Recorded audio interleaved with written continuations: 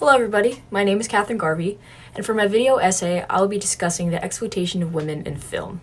A topic frequently discussed today is the sexualized and somewhat unrealistic portrayal of women through social media. Yet, what sometimes goes overlooked is how that same idea extends to filmmaking. A theme you and other people may have picked up on is how the overarching societal expectation of women, both emotional and physical, is exaggerated and almost taken advantage of in filmmaking. Disney princesses, the James Bond series, TV shows such as Modern Family, and the wildly successful Marvel enterprise all provide evidence that women face difficulties due to the film industry. Starting with Disney princesses, girls grow up watching Snow White, The Little Mermaid, and Sleeping Beauty. Physically, they all have the same preferred thin and lean body type. This, along with innocent facial features and long flowing hair, it becomes pretty obvious what the filmmakers wanted of their female characters. A beautiful, helpless, and innocent girl who can only be saved by an older male hero. From this, we can only imagine how it has influenced girls growing up. They dress like and act like princesses in hopes that a handsome prince will find them desirable. And although this is all part of a fun childhood, and not all Disney movies are like this, it's still a pretty repetitive trope. As we see in cartoons, this theme is even more exaggerated in the James Bond action and adventure series. Some of you may have heard of Bond girls. These are the female actresses that have played iconic and stereotypical roles alongside James Bond. As some of these actresses have had very respectable and successful careers, many of us are not aware of the amount of pressure these actresses are under to be the most beautiful woman to ever grace the screen. As all of these actresses have astounding natural beauty, what you might not know is most of them were under athletic training schedules that rivals the training of modern Division I teams. And on top of that, most of the actresses had eating disorders and used other substances to maintain the Bond girl body type. So when all of this unknowingly goes on behind the screen, viewers, both male and female, see these actresses and make comparisons to themselves, further reinforcing unrealistic expectations. Although the modern Bond movies and its female actresses have a much different mindset now, this theme is still very present. Fast forwarding 2 decades, we land on the widely loved television show Modern Family. This comedic show goes through the daily lives of 3 related families who live in Los Angeles.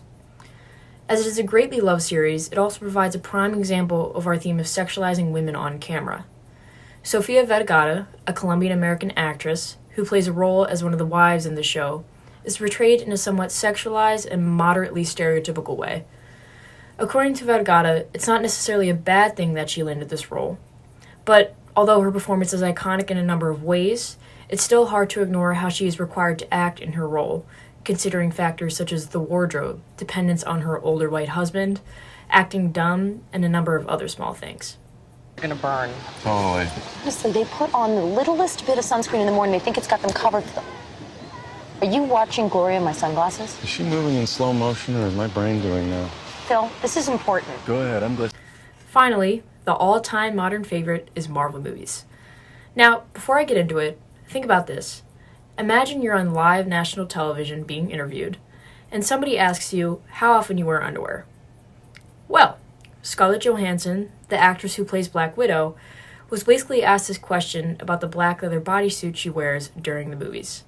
Now, were you able to wear undergarments? You're like the 5th person that's asked me that. Well, no, because what is going on? Since when did people start asking each other about in interviews about their underwear? No, because Now, not only is this inappropriate, but it takes advantage of how Scarlett Johansson was required to act in her role as Black Widow. Throughout the movies, Black Widow and basically most of the female roles are placed subordinate to their male counterparts. Not only is the wardrobe purposefully feminine at times, but rarely does the female actress/superhero save the day, and if she does, it's filmed in a comical manner. Whether we pick up on it or not, this reinforces that women can't get anything done while looking not perfect in the process. And of course, she needs her team of men to basically do most of the work for her.